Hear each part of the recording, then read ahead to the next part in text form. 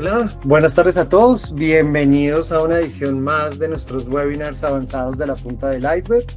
Un cordial saludo a las personas que se encuentran conectadas en sala en este momento. También a las personas que están viendo esta grabación en nuestro canal de YouTube.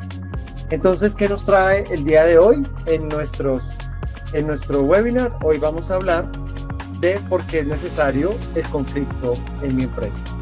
Como siempre, como suelo comentarles, el día de hoy vamos a hablar de un tema muy importante de una forma más profunda, ¿cierto? Entonces, siempre hago la aclaración, algunos conceptos, digamos que los paso, digamos, no necesariamente los abordo, sino que se asumen que ya algunos de ustedes los manejan. El objetivo de estos webinars es pues generar ese mayor nivel de profundidad, como generar un contenido, digamos, distinto, en el que podamos abordar temas que de pronto en otros espacios no se abordan con el mismo nivel de profundidad.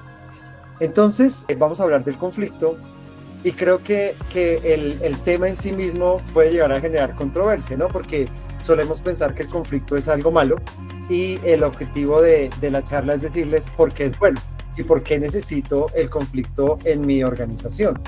Entonces, vamos a hablar un poco acerca de eso. Entonces, este es el orden del día. Vamos a hacer una presentación de la punta del iceberg, como siempre, una presentación muy corta, simplemente para dar contexto de nosotros y entramos en materia. Vamos a hablar qué es el conflicto, los tipos, formas e intensidad de conflicto, qué es la negociación, cuáles son los enfoques de negociación, porque parte de la negociación viene desde el conflicto, los estilos del negociador y haremos una reflexión. Entonces, para arrancar, para quienes no me conocen, mi nombre es Frank Prieto Pinto, soy el CEO de la punta del iceberg. Quienes deseen tener mis datos, conectarse, pueden escanear el QR que están viendo en sus pantallas. Aquí está también mi correo, está mi teléfono, está mi enlace a LinkedIn. Parte de mi tarea es conectarme con las personas, hablar con ellos. Entonces, por eso pongo a disposición mis datos de contacto. Pueden que me escriban hoy mismo, me escriban mañana, me escriban en un mes o en 3 meses. No importa, lo importante es conectar. Yo soy administrador de empresas de la Universidad Nacional de Colombia, tengo una maestría en administración, he sido profesor universitario por cerca de 18 años en diversas universidades acreditadas de alta calidad. He sido consultor en temas de estrategia, emprendimiento, gestión de la innovación, habilidades gerenciales, esos han sido como los temas los que yo manejo.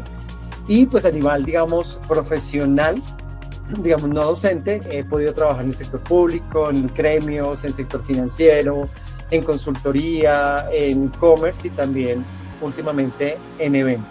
Entonces, siempre he sido muy inquieto, he emprendido, he hecho como varias cosas al tiempo y pues bueno, eso como que me ha llevado a tener unas reflexiones acerca de los problemas organizacionales. Hablemos un poco de la punta del iceberg. Entonces, ¿qué hacemos en la punta del iceberg? Nosotros somos parte de un grupo que se llama Effective. Este es un grupo, realmente somos 4 empresas, aquí estamos mostrando 3 de ellas. La primera de esas empresas se llama Espacio Creative, es una agencia de publicidad con más de 10 años de experiencia en, digamos, como todo lo que tiene que ver con el manejo de marcas. Trabajamos para multinacionales, hacemos eventos en más de 10 países de América Latina, muchos de esos eventos corporativos, eventos desde 30, 50 personas, eventos de 500, 1000, 2000 personas o incluso muchísimo más. Nuestra segunda empresa se llama Event Plus y en Event Plus lo que hacemos es, así como hay personas que quieren que alguien les organice todo su evento, hay empresas que ya tienen un equipo interno o quieren hacerlo por su propia cuenta. Event Plus es la plataforma para la gestión de eventos profesionales donde ustedes pueden gestionar desde el registro, el check-in, las notificaciones, pueden gestionar la agendas en tiempo real, pueden gestionar ruedas de negocios, sesiones de networking. De hecho, Perú Tech Week, que es un gran evento que se realizará en 15 días en Lima, está funcionando bajo nuestra plataforma. Entonces eso habla un poco de la capacidad que tenemos como plataforma, pero igual si alguno de ustedes quiere gestionar un webinar, también lo podría hacer a través de nuestra herramienta. Y por otro lado está la punta del iceberg, En la punta del iceberg lo que hacemos es construir ecosistemas y ayudar a otros a construir esos ecosistemas empresariales. Entonces diseñamos sistemas de información para que las diferentes empresas puedan gestionar esos, como digo, esos ecosistemas. Entonces, esto parte de un análisis de lo que está pasando en los mejores ecosistemas del mundo, ¿cierto? Y a partir de ese análisis de ecosistema, nos dimos cuenta que en Latinoamérica pues falta mucho por hacer. Realmente no tenemos bases de datos, no tenemos información de nuestra comunidad, de nuestros usuarios integrada. Y lo que hacemos nosotros es ofrecerles a las empresas básicamente 3 sistemas. Un sistema para gestionar el conocimiento, donde pueden tener newsletters personalizados, bases de datos, incluso si ustedes ingresan a nuestra página web, pueden encontrar la base de datos de eventos y convocatorias más grande de América Latina. La pueden consultar gratuitamente y eso es un poco el ejemplo de lo que podemos hacer por otras empresas en cuanto a la gestión de información y contenido que pueden distribuir en comunidades. Tenemos el subsistema de gestión de eventos también, que les permite, como les decía, gestionar desde un webinar hasta un summit, un gran congreso.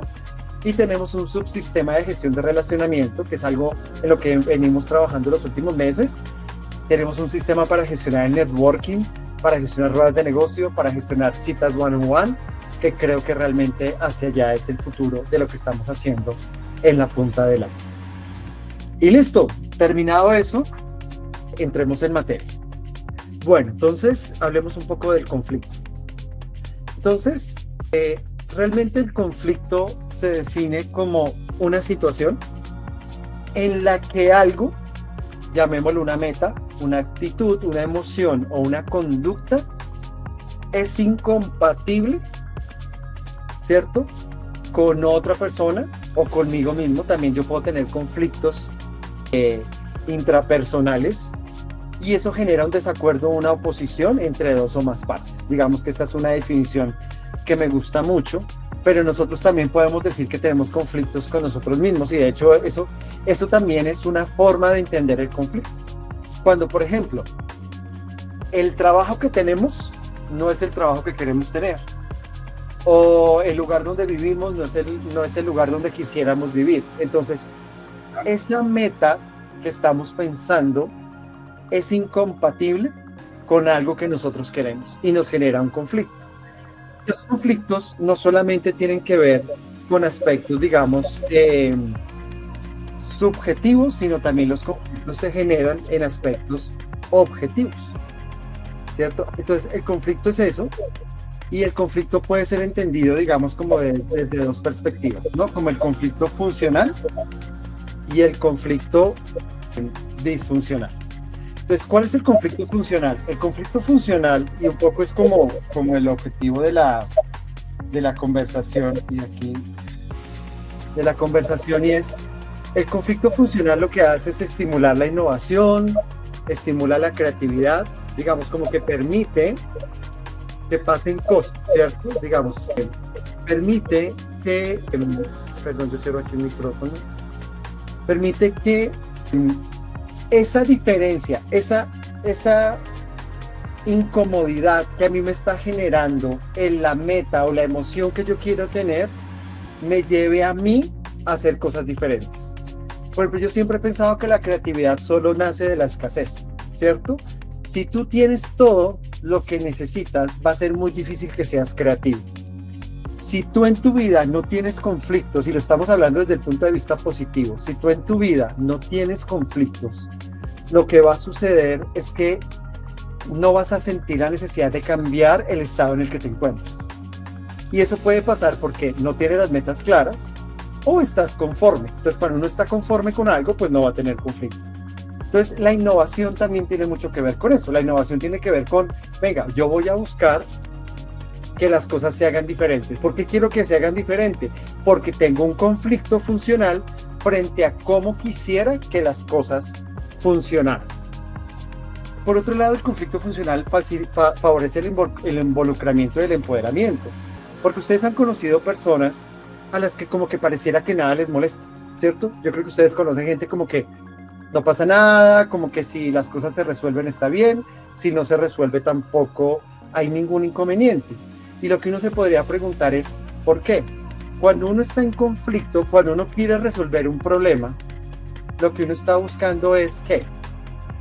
Involucrarse, está empoderándose, está diciendo quiero tomar cartas en el asunto, quiero resolverlo. Por eso hay cosas que para mí no son un problema y no generan un conflicto, para otras personas definitivamente sí. Y cuando las personas están ahí, la forma de volverlo funcional es involucrándose. Por otro lado, el conflicto funcional pues motiva el cambio y el crecimiento personal. Volvemos a lo mismo. Si no estoy conforme en mi trabajo, si no estoy conforme en mi casa, si no estoy conforme con lo que hago yo en mi vida, tanto a nivel personal o profesional, y si yo lo manejo de una forma funcional, eso me va a llevar a cambiar, me va a llevar a crecer. Es si yo soy jefe, si yo soy líder en una empresa y resulta que yo no puedo, no me gusta cómo estamos trabajando, siento que nuestro producto se está quedando atrás, siento que no estamos innovando, estoy en conflicto.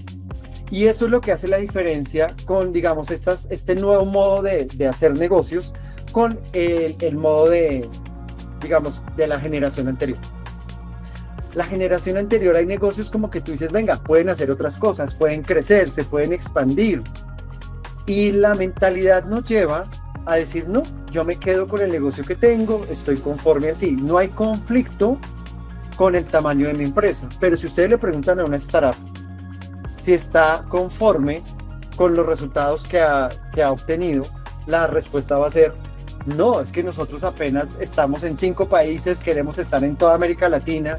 Y si le preguntas a una empresa que está en toda América Latina, va a decir es que no hemos entrado a Asia, no vemos cuándo podemos llegar a África, ni pensar en Europa, y el mercado estadounidense es muy complejo. Entonces, eso es lo que permite, digamos, a nivel empresarial. Facilita obviamente la cohesión, la identidad, los valores organizacionales. ¿Por qué? Porque de cierta manera yo hago partícipe al resto del equipo. Le estoy diciendo, mire, estamos construyendo algo, queremos estar en un lugar diferente, queremos hacer las cosas de manera distinta, entonces debemos resolverlo. Y por otro lado, que una de las, tal vez lo que me parece más importante de un conflicto es que es una válvula de seguridad. Si en la empresa no hay conflicto, realmente el problema que está enterrado es bastante grande y grave. Uno, cuando va a empresas y ve donde todo el mundo está de acuerdo, donde no hay disenso, donde nadie tiene una opinión diferente, ahí realmente hay un problema grande en la organización. Entonces uno debe permitir que las personas expresen ese tipo de cosas. Uno debe permitir que digamos que se generen esas conversaciones, que alguien levante la mano. Pero ¿qué pasa? En las empresas muchas veces cuando tú vas a levantar la mano, eres el disociador, eres el negativo, eres el que no desea, digamos, como que está afectando el clima organizacional, la armonía de la compañía, cuando yo pienso que las personas que levantan la mano en las empresas son las personas más valiosas, porque demuestran un interés. Recuerden lo del involucramiento. Es decir, cuando alguien se atreve a levantar la mano y decir no estoy de acuerdo o podríamos hacerlo diferente, en vez de ser una persona que está atacando a la organización, en mi opinión, está haciendo todo lo contrario. Está demostrando que le importa lo que está pasando, que no está conforme, que quisiera que las cosas fueran diferentes. Henry, creo que levantaste la mano otra vez y aquí hay un comentario de Nelly. Nelly dice, buenas noches, ¿cómo abordas el paradigma de muchos líderes y no líderes? ¿Cuándo opinar diferente es ser conflictivo en un modo negativo? Ya te respondo a la pregunta, Nelly. Démosle paso a Henry. Bueno, pero cuando se habla de conflicto, digamos que aparentemente, como más bien, cuando no hay conflicto, algo anda mal. Y uno de los ejemplos típicos es el matrimonio. Imagínate nosotros, que se nos presenta un matrimonio donde ella diga, no, yo toda la vida he sido feliz, jamás hemos tenido ningún problema. Y entonces diga lo mismo, yo creo que no hay matrimonio más infeliz que ese.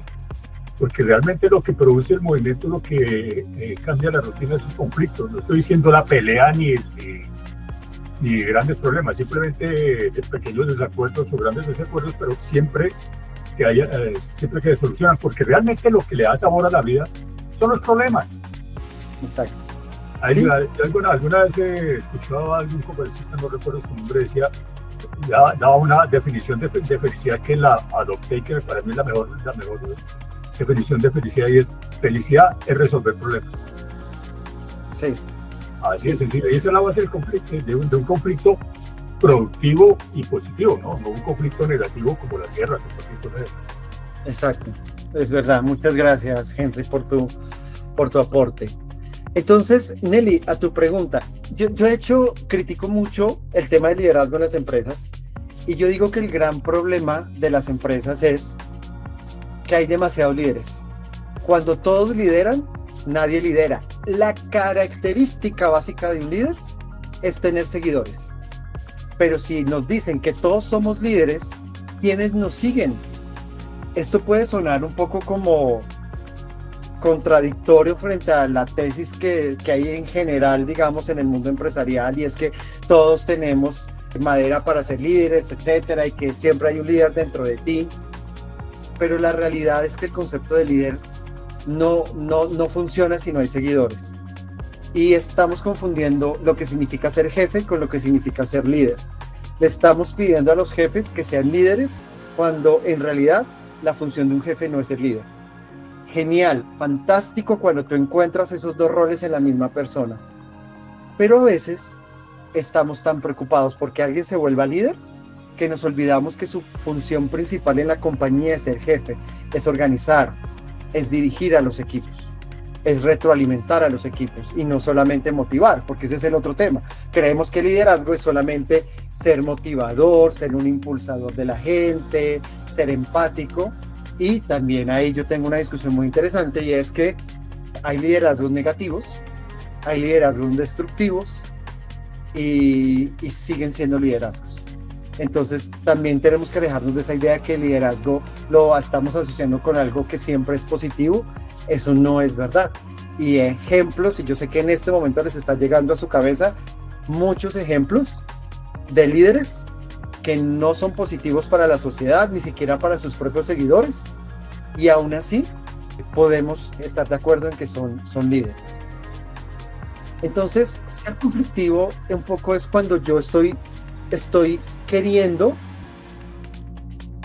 que lo que está pasando en la organización se destruya, digamos, de cierta manera, no construir. Nelly, levantaste la mano. Uh-huh. Gracias, Frank.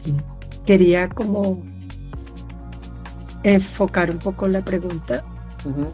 Es que desafortunadamente líderes o jefes, a veces la tendencia es marcada a que cuando alguien opina diferente es porque es conflictivo. Uh-huh. Sí. Eso es como cuando estabas en la universidad, si eras el que siempre levantaba la mano. Uh-huh. Otra vez esta pregunta, otra vez a disentir con el profesor. Uh-huh. Entonces, lo que experimenta uno en una reunión como esas es que no se abraza esa diversidad de pensamiento, esas nuevas ideas que, aunque parezcan locos, son las que enriquecen el tema de innovación y de creatividad. Entonces, mi punto es, ¿cómo se aborda ese paradigma en esos líderes o en esos jefes? Por eso escribí yo líderes y no líderes, porque es más como la forma convencional de llevar a cabo una conversación, una reunión, una discusión. Yo te ponía luego, ¿será que no se debe llamar conflicto sino debate para que nos quitemos de encima de dolor de cabeza? Pues digamos que el lenguaje tiene ese poder, y es que le podemos dar el significado que quiera. Yo siento que un debate no necesariamente está hablando de un conflicto. Nosotros podemos debatir de un tema. Por ejemplo, tú me puedes decir algo sobre liderazgo, yo puedo decirte otro, pero no necesariamente estamos entrando en conflicto. Creo que el conflicto tiene que ver mucho cuando se vuelve personal, cuando se vuelve algo que es importante para mí. Entonces, nosotros podemos debatir de muchos temas, pero no necesariamente sentir que estamos en conflicto con otra persona, porque lo que la otra persona dice o piensa es diferente a lo que yo estoy pensando. Entonces, creo que el conflicto tiene que ver mucho también con las expectativas que yo tengo de desempeño respecto a algo, respecto a mí mismo y respecto a otras personas. Si yo debato contigo en este momento, Nelly, posiblemente tú puedes tener una posición distinta, yo también, yo otra completamente diferente, debatir, pero no entramos en conflicto porque seguramente no nos conocemos, estamos interactuando, entonces como que no le vemos cómo eso nos puede afectar. Pero supongamos, Nelly, que tú fueras mi jefe y tú pensaras algo que es muy diferente a lo que yo pienso, y yo tengo una expectativa de desempeño en la organización y puedo sentir que estar digamos, en disonancia con lo que tú piensas me puede afectar. Entonces puedo yo asumirlo de varias maneras. Puedo empezar a sentirme mal conmigo mismo, ¿cierto? Y a retraerme, o puedo intentar imponerme en la conversación, pero a sabiendas de que eso me puede generar una retaliación de tu parte. Entonces el conflicto tiene que ver mucho con la expectativa. Entonces el debate no necesariamente. Ok, gracias, Frank. Ok. Entonces el conflicto disfuncional, que es el que tradicionalmente conocemos y que siempre asociamos con conflicto, pues es el donde daña la comunicación, donde usamos malas palabras, donde no nos expresamos bien, donde no somos asertivos, donde estamos desperdiciando recursos, y eso es muy importante. O sea, cuando hay conflicto disfuncional, cuando en una reunión todo el mundo empieza a opinar y no se está construyendo, estamos perdiendo tiempo, estamos perdiendo dinero, o sea, literalmente se está perdiendo plata en la compañía hablando de temas, y cuando empezamos una discusión que no nos está llevando a ningún lado, evidentemente afecta al ambiente organizacional, se empieza a crear esas hostilidades y conductas agresivas, que es un poco mucho de lo que se habla cuando, miren que las personas en las organizaciones cuando tienen problemas, la mayoría de las veces el problema no se genera por temas de conflictos de personalidad. La mayoría se genera ¿por qué? Porque es del área jurídica y no me pasó el contrato. Porque es del área comercial, pero no me dio toda la información para hacer el contrato. Y por alguna razón nosotros transformamos una inconsistencia en el proceso, la estamos volviendo un conflicto personal.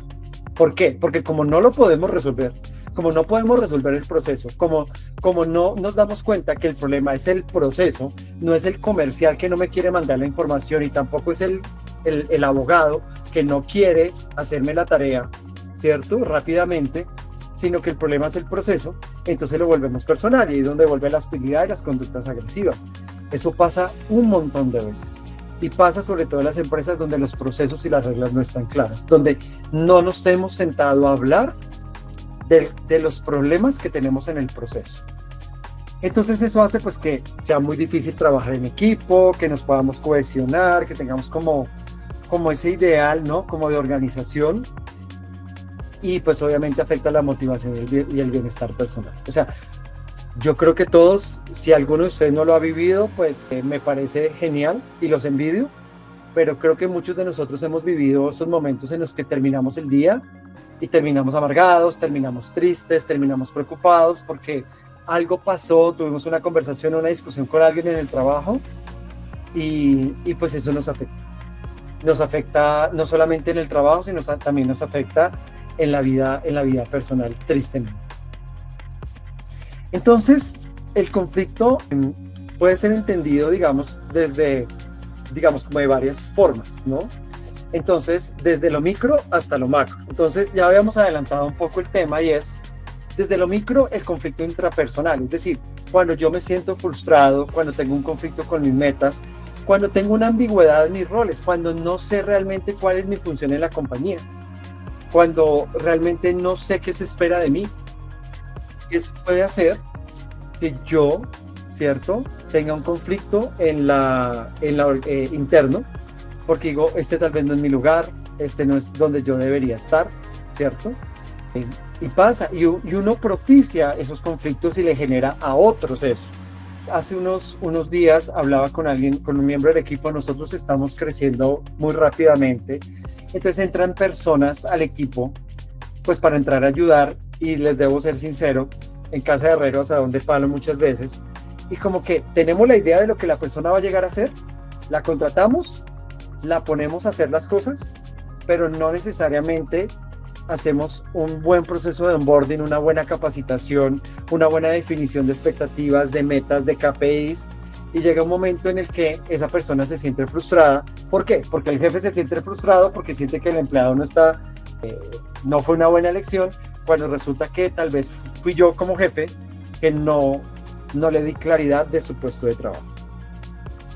Pero ¿quién más lo sufre? Pues el pobre empleado, definitivamente. El conflicto interpersonal, pues es el típico conflicto que conocemos, donde hay diferencias de personalidad, de actitudes, de valores, de percepciones, donde hay poca información de la otra persona y donde hay mucha tensión ambiental. Quienes están en Colombia y en general en Latinoamérica saben que vivimos en un hervidero de susceptibilidades, en unos países donde somos muy pasionales en todos los temas, en el fútbol, en la religión, en la política, y eso termina volviéndose un conflicto muchas veces interpersonal. O sea, hay momentos en los que en la misma familia no se puede tener un almuerzo tranquilo porque terminamos discutiendo por un político, por ejemplo, como si el político nos fuera a solucionar los problemas en la vida. Existe otro tipo de conflictos, otra forma, que son los conflictos intergrupales. Es cuando entre grupos, y el caso clásico es entre países, los países compiten por recursos, compiten por ejemplo por tierra, por territorio, o se lucha por un estatus. En las empresas se ve mucho eso, ¿no? ¿Quién es más importante? Finanzas, comercial, ¿qué área es más importante de la compañía? Cuando en las empresas empiezan a luchar, por ejemplo, por los presupuestos, que eso es algo que va a pasar en 1 o 2 meses, cuando empiecen a hacer los presupuestos del próximo año, y empiecen a darse esos conflictos que no son peleas necesariamente, pero que son conflictos en la lucha por los recursos en la organización. También se dan conflictos cuando hay interdependencia, cuando yo dependo de otra área. Por ejemplo, las empresas que somos de base tecnológica dependemos mucho de las áreas tecnológicas, dependemos mucho del área de desarrollo. Entonces, desde el área comercial estamos prometiendo una cosa y desde el área de desarrollo tienen la capacidad de hacer algo. Y muchas veces eso no está alineado. Entonces volvemos a lo mismo. Es cuando las metas o las expectativas no confluyen y resulta que yo le prometí al cliente algo que no le puedo cumplir. Y entonces ahí hay un problema. También hay conflictos intergrupales cuando hay ambigüedad en la autoridad. Cuando no sabemos quién manda. Sobre todo en empresas de corte familiar. Pasa mucho. No sé quién manda en la empresa. Y como no sé quién manda en la empresa, entonces llega la mamá del dueño, la esposa del papá del dueño, ¿cierto? Y creemos que cualquier persona puede mandar simplemente porque tiene una conexión con los dueños del capital de la compañía. O porque tal vez me dijeron que mi cargo era tan importante que me tenía que relacionar con varios grupos y al final no sé a quién le hago caso, a cuál jefe le hago caso. Yo lo viví, yo trabajé en una fiduciaria donde la estructura era matricial y yo tenía 2 jefes, 2 vicepresidentes como jefe. Entonces, uno era el de gestión fiduciaria, que era el que se encargaba de que el proceso funcionara, y tenía una jefe, la vicepresidenta de fiducia, que era más comercial. Y eso era una locura. Había momentos en que yo literalmente no sabía a quién hacerle caso. Y pues como yo tenía que decir, mire, ¿a quién le hago caso? Entonces esos 2 vicepresidentes se ponían a discutir entre ellos para tratar de imponerse, porque el que se impusiera tenía más estatus dentro de la organización, porque no era solamente un tema del caso particular, sino pues esto también genera unos precedentes que son leídos por toda la organización. Entonces, ¿quién es más poderoso dentro de la empresa? ¿Qué área tiene más poder para imponerse sobre otro? Existe otra forma de conflicto que es el organizacional, y es cuando pues en la organización en general no hay un buen liderazgo, no hay comunicación, se dan reestructuraciones, fusiones, adquisiciones. ¿Qué está pasando? Pues que sencillamente la organización no sabe para dónde va, y eso pasa mucho, ¿no?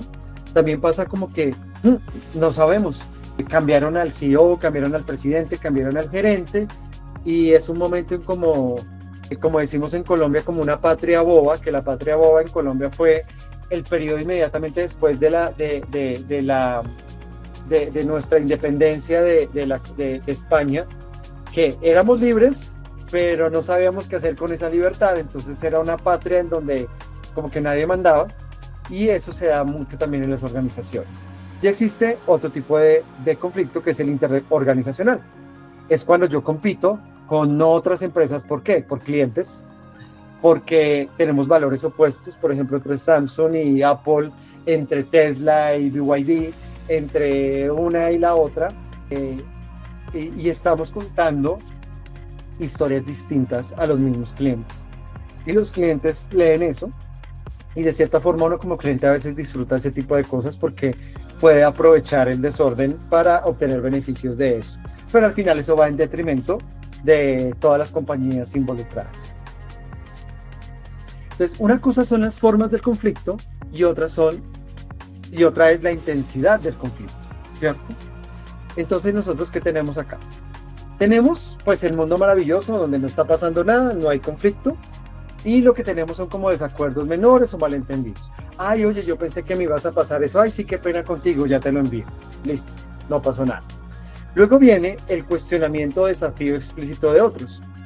Oye, mira, yo te pedí esto y tú no me lo enviaste. Te lo he pedido varias veces y esperaría que me respondas.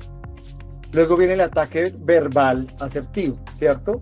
Es lo que podríamos llamar el pasivo-agresivo, ¿no? Entonces es como decir, y aquí estoy dando casos reales, y es el ataque verbal es como, oye, pero de verdad, ¿sí lo entregas en esa fecha? ¿O se va a trazar como el anterior producto? No estás diciendo mentiras, pero la forma como lo estás expresando, estás realmente atacando a la persona, estás haciendo un ataque verbal asertivo. Y yo creo que en las empresas es lo que solemos ver cuando hablamos de conflictos, hablamos de tensión, hablamos como que el ambiente está pesado, porque se da ese tipo de ataques, como que no me está insultando, pero por otro lado, lo que me estás diciendo no me está gustando. ¿Y yo qué puedo hacer? Responder con otro ataque verbal.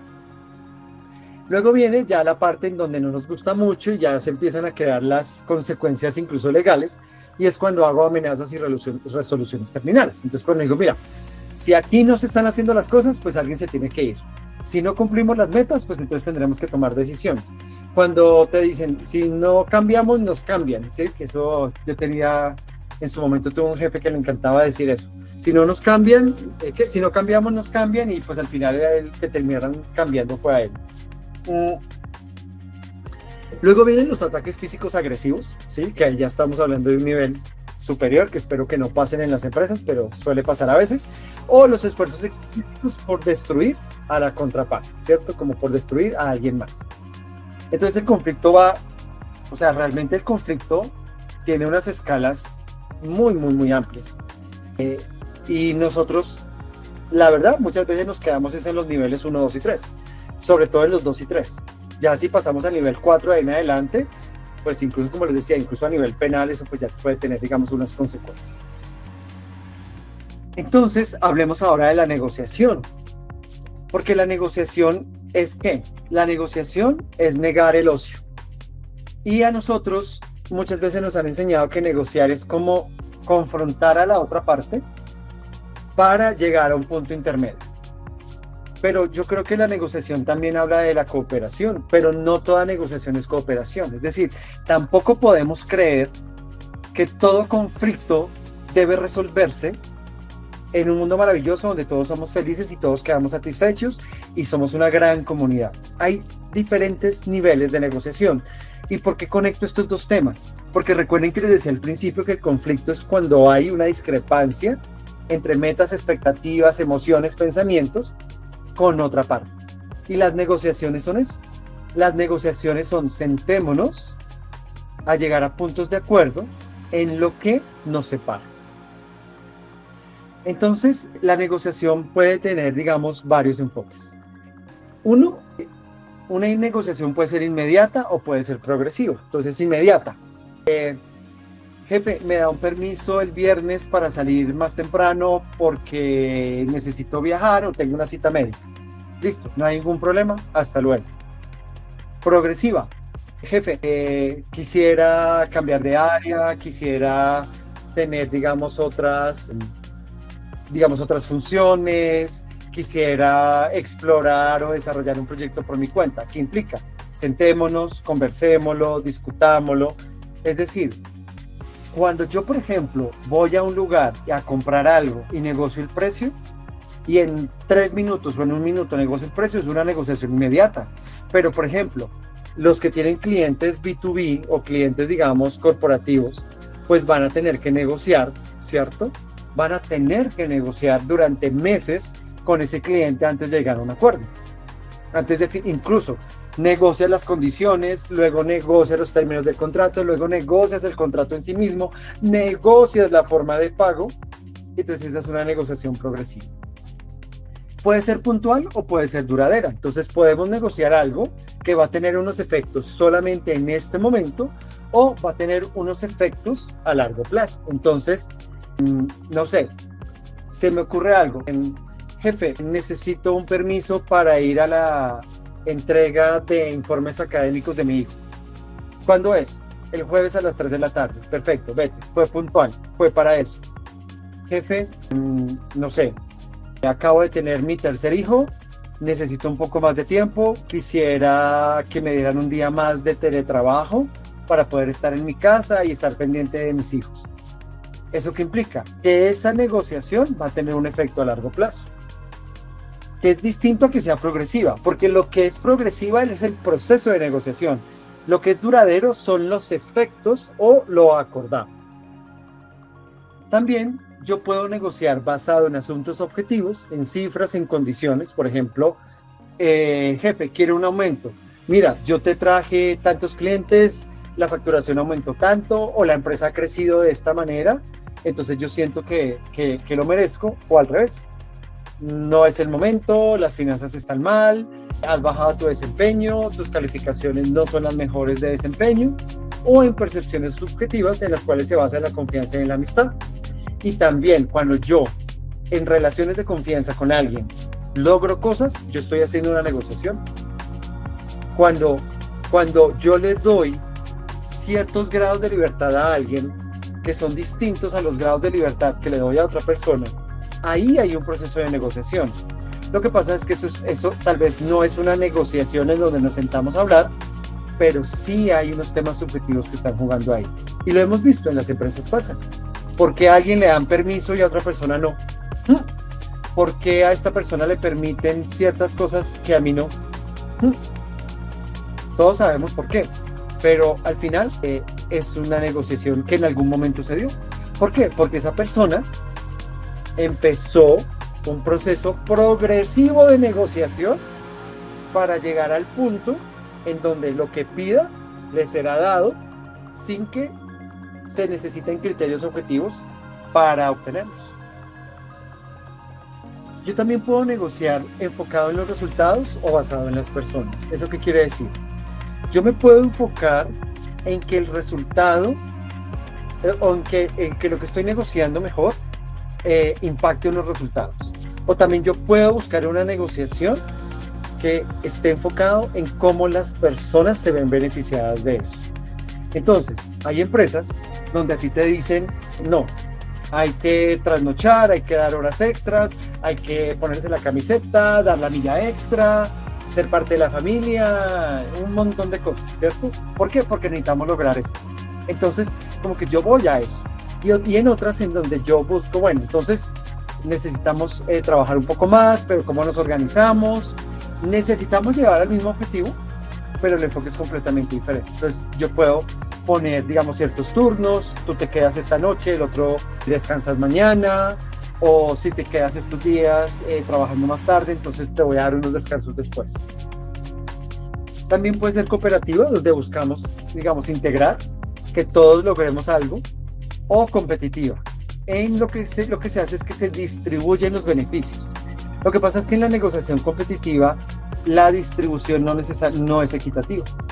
Alguien termina ganando un poco más, por eso es competitiva, porque estamos compitiendo por obtener el mayor beneficio posible.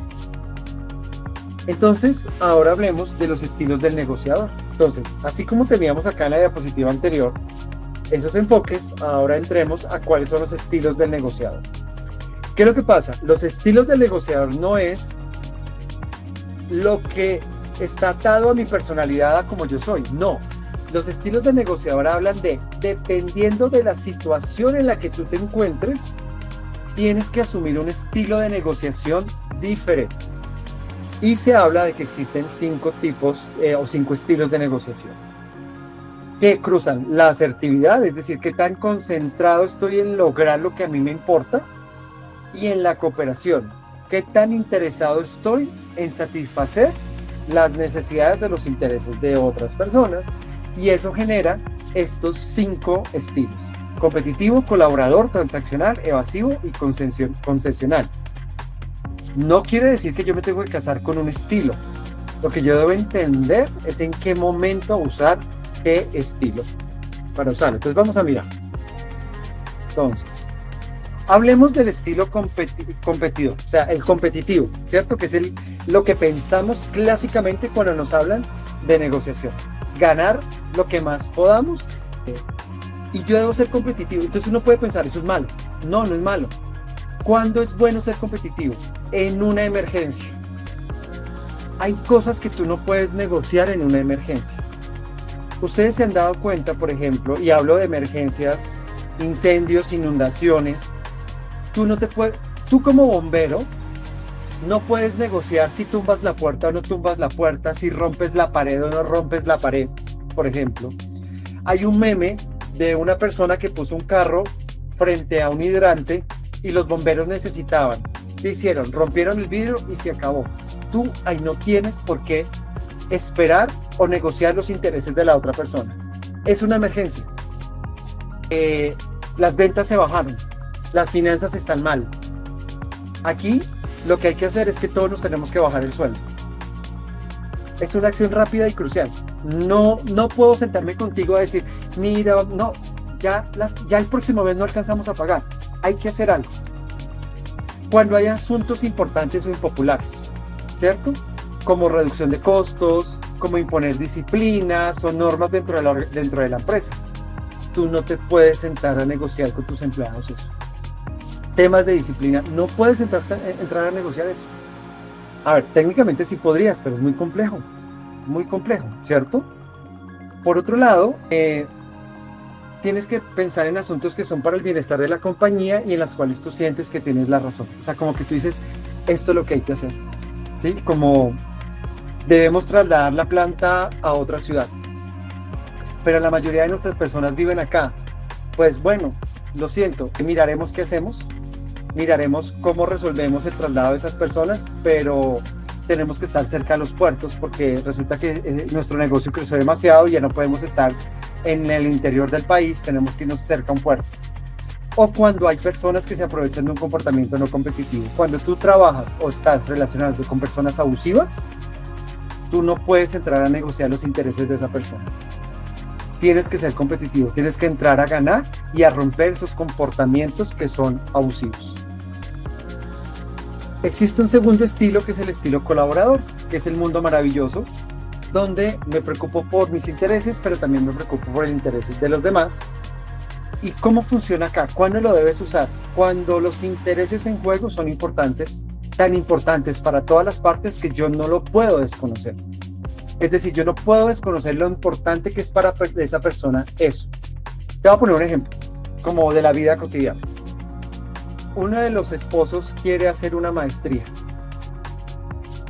pero tenemos unos hijos que criar. Pero tú sabes que para tu pareja es muy importante estudiar y seguirse capacitando. Y tú no puedes desconocer eso, pero tampoco puedes desconocer que los hijos hay que seguirlos criando. Entonces, ¿qué tienes que hacer? Buscar la forma en que los dos se beneficien.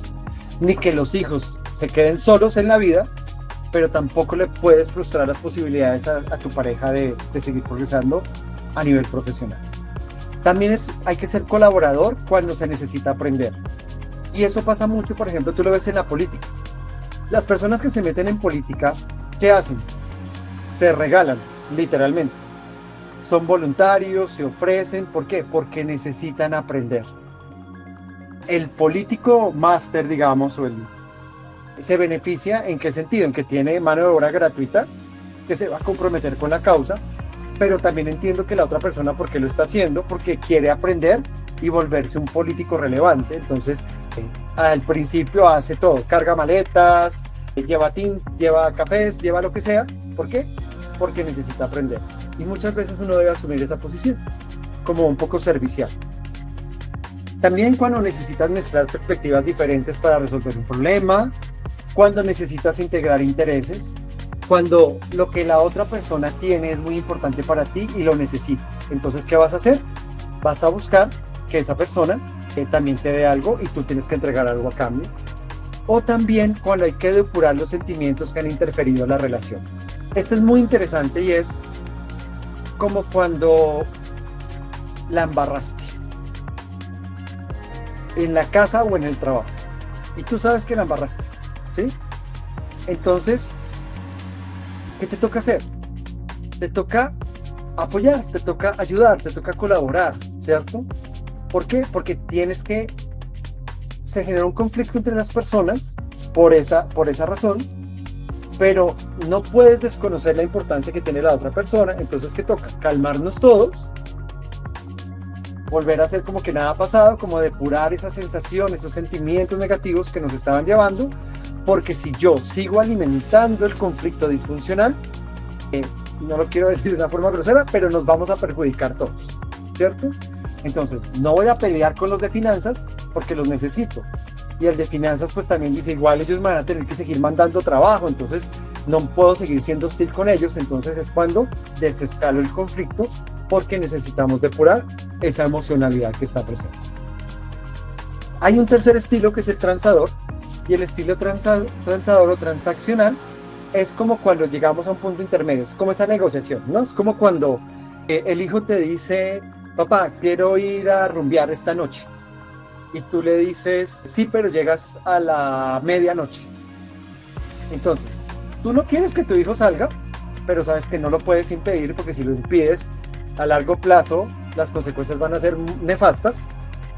Pero el hijo también sabe que pues tampoco puede tomarse toda la noche y la madrugada y llegar al otro día, porque si pasa eso, nunca más en la vida le van a dar un permiso. Entonces, el estilo transaccional hay que usarlo cuando lo que yo quiero lograr es importante, pero no quiero perturbar el ambiente. Entonces, quiero que mis hijos sean unas personas que no vayan por el mal camino, pero también entiendo que ellos necesitan distraerse y que están en un momento de su vida en las que necesitan sentirse parte de un grupo, sentirse aceptados socialmente.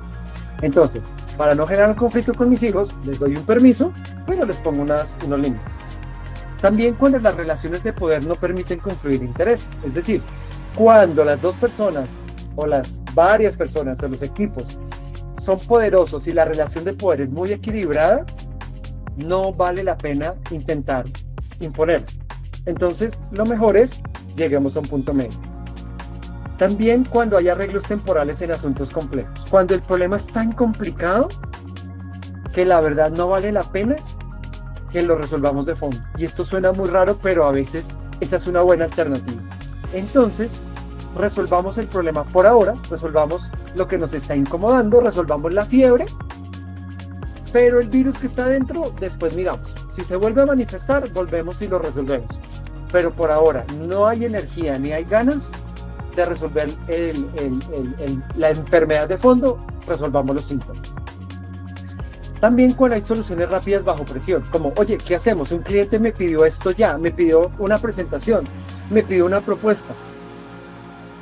Yo sé, no me voy a poner a discutir contigo que no tengo tiempo, que es que tengo otro trabajo. Es un cliente, hay que entregársela. Entonces, ven, te la entrego, pero no te la puedo hacer de tal manera. No importa, hazla así y lo resolvemos y lo enviamos.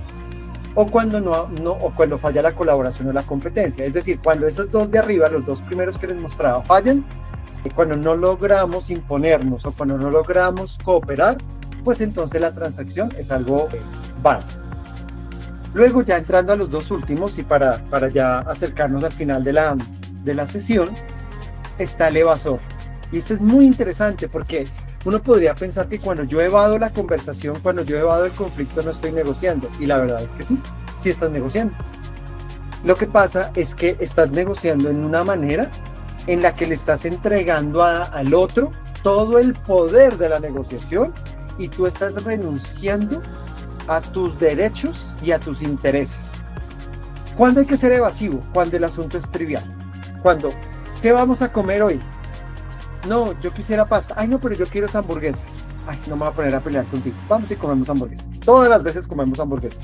Pero no pasa nada, ¿cierto? Entonces es un asunto que para mí es trivial, pero tal vez para la otra persona no. Entonces, en ese momento mi negociación es evasiva. Cuando sé que no hay forma de lograr los intereses propios. Cuando yo sé que voy a perder. Cuando yo sé que si me voy a sentar con mi jefe y le voy a exigir que me doble el sueldo, eso no va a pasar. Cuando se le va a pedir a mi jefe que yo sea el único que va a trabajar remotamente, cuando todo el equipo trabaja presencial, pues realmente es mejor evadir la conversación, ¿cierto? En las parejas se ve mucho eso, tristemente. En las parejas se ve mucho que una de las dos personas de la pareja termina muchas veces claudicando y termina evadiendo todas las conversaciones de pareja. Entonces se termina imponiendo uno de los dos. El problema es si eso me va a llevar a un conflicto más adelante, más profundo. Otra forma, digamos, para ser evasivo es cuando los efectos no deseados son mayores a los beneficios, ¿sí? Cuando yo lo podría lograr, pero el precio que habría que pagar es demasiado alto.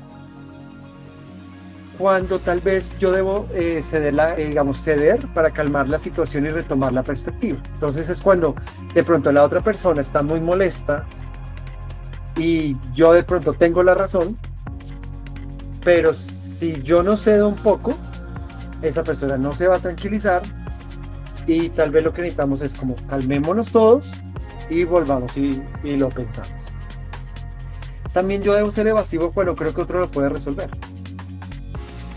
No todo lo tengo que resolver yo, entonces es una forma de delegar. Entonces cuando digo, hazlo tú, de pronto no va a quedar tan bien como yo quisiera, pero no tengo ni el tiempo ni tengo la energía para hacerlo, entonces más bien hazlo tú. Y yo creo que muchas veces en las empresas pasa eso.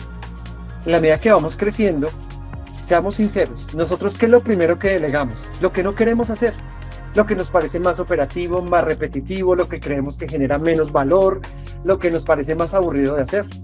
¿Qué es lo último que nosotros cedemos en una empresa? La toma de decisiones. Y esa es una negociación. Entonces cuando digo, venga, estoy dispuesto a pagar, estoy dispuesto a gastar plata de la compañía, estoy dispuesto a afectar las finanzas y la estructura de costo para que otro lo haga, que no lo va a hacer tan bien como yo lo voy a hacer, pero me libro de eso porque de pronto otra persona lo va a hacer. También cuando yo debo ser evasivo, cuando hay asuntos sintomáticos de asuntos mayores. Cuando yo digo, no, es que si nos metemos a hablar de esto, toca hablar de algo más profundo. Y uno lo ve en las empresas, por ejemplo, con todos los temas de acoso laboral y acoso sexual. Los jefes deliberadamente deciden no hablar del tema porque saben que si empiezan a hablar del tema se abre una caja de Pandora que después no se va a poder cerrar y entonces es mejor dejemos eso quieto.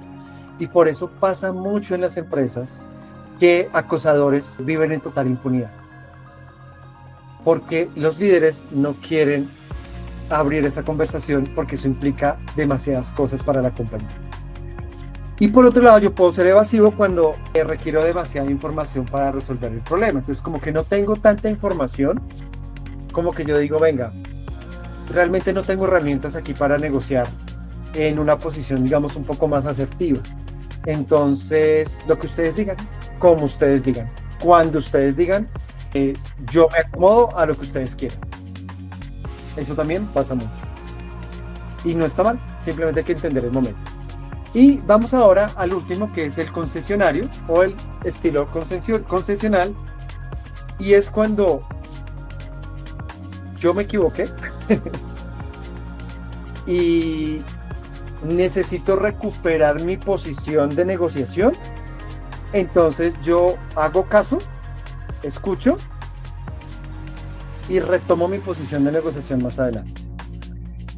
Cuando sé que algo es muy importante para la otra persona y quiero satisfacer a la persona, me quiero congraciar con la persona, estoy haciendo concesiones, ¿cierto? Estoy diciendo, bueno, tal vez a mí, no sé, no me interesa mucho o no me beneficia, pero sé que para ti eso es algo importante o es un punto de honor, hagámoslo. También cuando quiero construir capital relacional y cuando quiero construir relaciones públicas. Entonces es cuando me vuelvo muy colaborador de otras personas, cuando quiero minimizar pérdidas, cuando yo sé que aquí voy a perder, o sea, sí o sí voy a perder, y si me pongo demasiado picante, ¿cierto? Voy a perder aún más, entonces más bien me quedo calladito me veo más bonito, porque así voy a perder menos, porque de todas maneras voy a perder. Cuando quiero preservar la armonía y la estabilidad, cuando no quiero entrar en conflicto, no quiero negociar las cosas, o también cuando quiero dejar que otros aprendan de sus errores, y en las empresas pasa mucho. Y nos pasa a todos. Contratamos a alguien, junior, porque eso nos pasa mucho, ¿no? Como no queremos gastar tanta plata, contratamos un junior para que haga lo que nosotros hacíamos y que nosotros nos consideramos los máster multiplatinos, ¿cierto? Y llega esta persona y pues la embarra, se equivoca, como que lo hace tan feo, como que... y tú dices, pues toca hacerlo porque necesito que aprenda. Entonces es como el niño que le quita las 2 rueditas de los lados y sabes que se va a caer, pero necesitas que se caiga porque si no se cae, no va a aprender a manejar la bicicleta. Y en las empresas hay que hacer eso. Hay que dejar que las personas cometan errores. Ahora, ¿qué tipo de errores? ¿Financieros o de cuáles? Pero hay que entender en qué momento yo debo dejar crecer a mis empleados y eso implica permitir que se equivoquen. Y eso es una forma de negociación en donde estoy concediendo los errores, estoy permitiendo que los errores ocurran y soy consciente de que la gente no lo va a hacer bien o no lo va a hacer perfecto, no lo va a hacer como yo quisiera, pero es el camino que deben seguir para que más adelante tengan un mejor desempeño. Como reflexión final de esta conversación que hemos tenido, es que, miren, el conflicto es necesario. O sea, no lo podemos eliminar y no deberíamos eliminarlo, porque nos permite mejorar, tanto a nivel personal como a nivel profesional. Y por otro lado, diría que negociar no es solamente intercambiar intereses, es cooperar de forma inteligente según el contexto y la actitud de los involucrados. Aquí entran varias variables. No es solamente lo que yo quiero, sino también el contexto en el que estoy, que era un poco lo que les decía de los estilos, pero también la actitud, que eso tiene que ver con la intensidad del conflicto. No es lo mismo negociar con alguien con quien tengo ataques verbales asertivos, con quien simplemente tengo unos desacuerdos, ¿cierto? Ahí las posiciones deben cambiar. Entonces, negociar no es simplemente qué me das y yo qué entrego, sino también entender el contexto en el que la negociación se está dando y también la actitud o la personalidad de quienes están involucrados en el conflicto. Entonces, muchísimas gracias. Quisiera saber si hay alguna pregunta, algún comentario de parte de ustedes, mientras les dejo el link a nuestra comunidad en WhatsApp.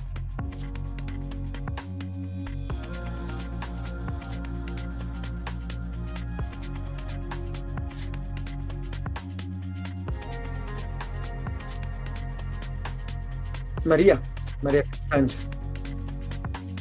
Buenas noches ya. Mira, hay una situación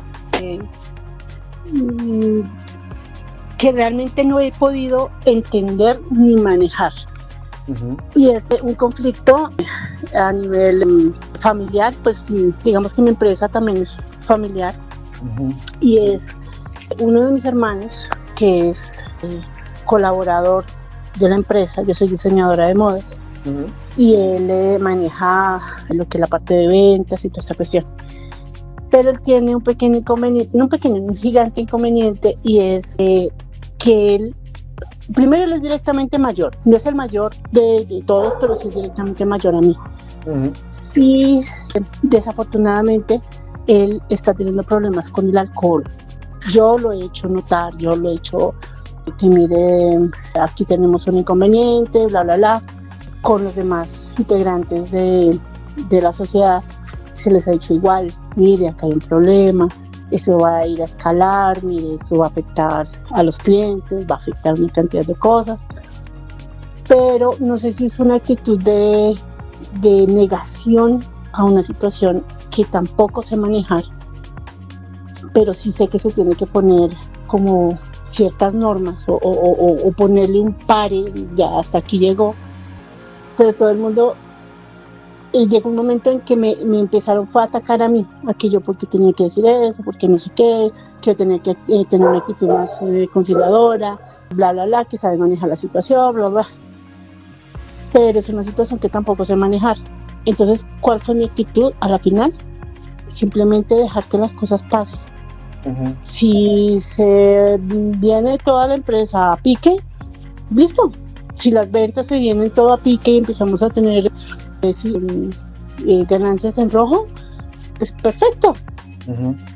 porque no, o sea, ya es un punto no solamente que a nivel económico me afecta, sino es directamente sobre la empresa y mi, digámoslo así, no sé si es por lo que soy la creativa o algo así, pero también mi desempeño dentro de la empresa es completamente apático, o sea, no me interesa hacer nada, pero tampoco quiero que la empresa se vaya a pique, pero no sé cómo manejar la situación.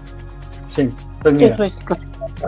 Gracias, primero pues gracias por compartirnos esa situación. Yo sé que no es fácil compartirla muchas veces. A ver, la situación no es la misma, pero yo tuve en su momento un conflicto con quien era mi socio. Y cuando tú tienes una persona que está en una relación de poder muy similar a la tuya, porque también es socio, adicionalmente es tu hermano, ¿cierto? Y es tu hermano mayor, así queramos reconocerlo o no, eso genera una situación de poder distinta. Si fuera tu hermano menor, eso no lo podemos debatir. Yo tuve, digamos, en su momento un conflicto con mi socio, donde también uno empieza aguanta y como que empieza a evadir la conversación. Y yo también llegué en un punto en el que tú decías, como tú decías, María, y es, ay, pues que se acabe esto, si él no trabaja, yo no trabajo, si él no se esfuerza, yo no me esfuerzo. Y ahí me di cuenta que yo estaba claudicando a lo que yo quería lograr con mi empresa. Y ahí tuve que tomar una decisión que no es nada fácil, duré meses pensándola, pero pasa algo muy interesante después de que tú la tomas. Y es como que dices, esto era tan fácil, si hubiera sabido que era tan fácil hacerlo, lo hubiera hecho antes, y fue despedir al socio. Y eso suena muy raro, porque técnicamente tú no puedes despedir al socio, pero sí puedes hacerlo. Es decir, finalmente tú sí te puedes sentar con tu socio y decirle, mira, no quiero trabajar contigo, yo quiero lograr que esta empresa haga esto, pero eso es una decisión que tienes que tomar. Es decir, la primera persona que tiene que alinearse eres tú, contigo misma, porque tú no estás alineada con lo que tú quieres. Y por eso tú tienes el conflicto. El conflicto lo tienes en primer lugar contigo misma, porque tú quieres algo, pero estás haciendo algo distinto. Y eso te está generando una incomodidad. Si tú tuvieras claro una de dos cosas, que no estás dispuesta a tolerar esa situación, vas a hacer lo que tengas que hacer para preservar tu compañía. O segundo, dirías, no me importa, mi vida va por otro lado, entonces que pase lo que tenga que pasar y ya deja de ser un conflicto para ti. Te dejas de preocupar por eso. Entonces, lo primero que yo te diría, lo primero que tienes que resolver es el conflicto interno, que yo creo que es lo más difícil cuando uno está trabajando con otro socio. Porque realmente uno no sabe cómo manejar la situación. Porque tú quieres tener socios, no quieres dañar la relación con tu hermano, pero por otro lado también quieres que tu empresa crezca. Entonces, lo primero que uno tiene que resolver es eso. Y te aseguro que si tú resuelves eso primero, va a ser más fácil sentarte con tu hermano y tomar una decisión, la que sea. O ya no vamos más juntos, o aquí hay unas normas de comportamiento, o aquí hay unas reglas de cómo se deben hacer las cosas. Eso, en mi opinión, María, es lo primero que debería pasar. Ok, perfecto. Muchas gracias. Con gusto. Nelly, también tú levantaste la mano. Gracias, te ponía una nota ahí y muchas gracias a María por su caso, muy interesante porque eso se ve mucho. Yo decía, ¿en dónde encaja la persona que arma el conflicto para poder alcanzar un triunfo o una ganancia? ¿Sí? Es como su arma favorita. Divide y vencerás un poquito, pero es más como, yo sé que de aquí puedo salir triunfador, como que de entrada siente que tiene una posición dominante. Y aunque no tenga por qué haber conflicto ni haya un tema, lo trae, lo pone, lo arma, como quien dice, y se va. ¿Cómo se maneja esa situación o en qué estilo de negociación encaja, por favor? Primero, es una persona competitiva, ¿cierto? Entonces, ¿en qué está interesado? En que sus intereses siempre prevalezcan sobre los intereses de los demás, independientemente del contexto, independientemente de las otras personas. Tal cual. Exacto, pero ¿por qué existe una persona tan competitiva? Porque existe o una persona evasiva o una persona concesional, una persona que está permitiendo que eso suceda. Es un poco lo que les decía en algún momento. Ante situaciones de abuso, tú no puedes ser comprensivo, transaccional, ven, conversemos. No, tú no puedes hacer eso. Ante situaciones de abuso, tú también tienes que ser competitivo. Tú también tienes que mostrarle a la otra persona que no vas a tolerar esa situación y que lo que tú vas a hacer es poner de manifiesto que lo que está haciendo no es lo correcto o que no se alinea con lo que tú quieres o la organización quiere lograr. Claro, eso va a generar en un primer momento una reacción, obviamente, porque esa persona va a tratar nuevamente de imponerse, va a tratar de escalar el conflicto, pero volvemos a lo mismo. Ahí es cuando en las organizaciones ese tipo de personas terminan poniéndose en evidencia, porque en el nivel de intensidad del conflicto, ¿qué va a pasar? Te va a amenazar, va a decir algo que no debe decir, va a hacer algo que no debe hacer, y si la persona llega a ese nivel, pues legalmente, de cierta manera, tú ya tienes una posición para tomar decisión, digamos, tomar una decisión desde la objetividad. Entonces yo siempre lo he dicho, cuando tú tienes a alguien competitivo, que está siendo competitivo desde el abuso, tú también tienes que ser competitivo, ¿sí? Es como si, yo no sé si el ejemplo funciona muy bien, pero ¿tú qué haces, por ejemplo, con una persona maltratadora? Digamos, si tu esposo es maltratador, si tu esposo no te deja trabajar, si tu esposo no se comporta bien contigo, incluso si te lastima físicamente, la solución no es, ven, acordemos qué días me pegas, qué días no me pegas. Está bueno. Sí, o acordemos, no, yo dejo de trabajar y me dedico a los niños. O, ¿entiendes? O yo te dejo que tengas todas las mujeres que quieras para que usted me ponga bravo si yo le reclamo. Tú no puedes hacer eso. ¿Qué tienes que hacer? Sola o acompañada, buscar mejorar tu posición competitiva para enfrentar esa situación. Entonces, cuando tú me dices, esa persona que le gusta armar conflicto, tienes que sentarla y enfrentarla. No hay otra opción. No hay opción ahí. No hay psicología inversa, no hay procesos de empatía, nada de esas cosas funcionan. Porque esa persona lo sabe. Porque tiene un poder, le hemos otorgado un poder y hay que reducir esos niveles de poder que tiene. Súper. Muy bueno el ejemplo y la apreciación. Muchas gracias. Muy interesante. Ok, gracias Nelly. Aquí Elodia pregunta si cómo perder el miedo a enfrentar el conflicto. Como te decía, primero entender que el conflicto es necesario y que es inevitable.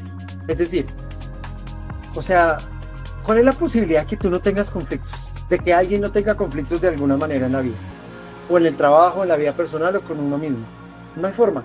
Entonces lo que yo debo entender es, el conflicto es inevitable. Lo que no debería evitar es cómo negocio con él, cómo lidio el conflicto. Y ahí es donde me tengo que preguntar en qué contexto estoy. Mi jefe es un explotador. ¿Estoy en posición de negociar con él? ¿Estoy en posición de ser competitivo? Tal vez no. ¿Estoy en posición de aguantármelo? Tampoco. Entonces, ¿qué es lo que tengo que hacer? Negociar internamente y decir, tal vez lo que yo debo hacer es irme de aquí. Y tal vez la forma de negociar y enfrentar el conflicto es huir. En psicología se habla de que a nosotros nos han enseñado que nosotros debemos enfrentar todo, y eso es mentira. Hay 3 respuestas ante las situaciones: enfrentar, tolerar y huir. Y muchas veces nos han dicho que nosotros debemos enfrentar todo, todos los problemas, todos los obstáculos, todas las situaciones, y eso no es cierto.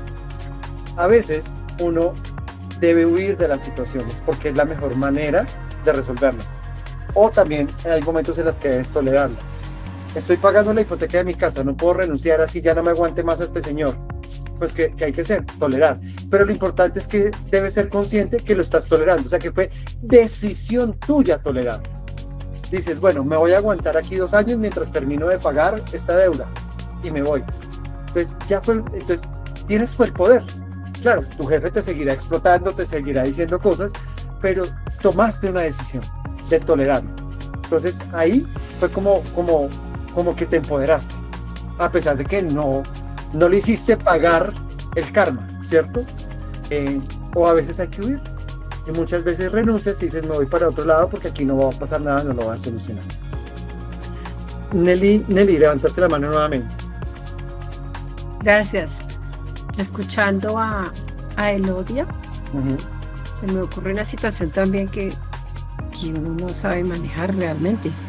Y es qué pasa cuando ese contrincante, esa persona con la que tú necesitas resolver, huye siempre para evitar el conflicto.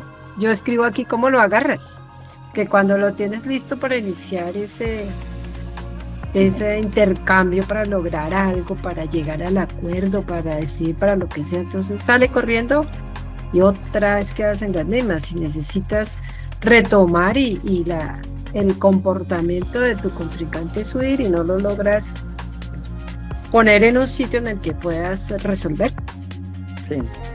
Pues mira, cuando alguien evade el conflicto te está entregando todo el poder a ti, porque recuerda, para alguien evasivo debería haber alguien competitivo.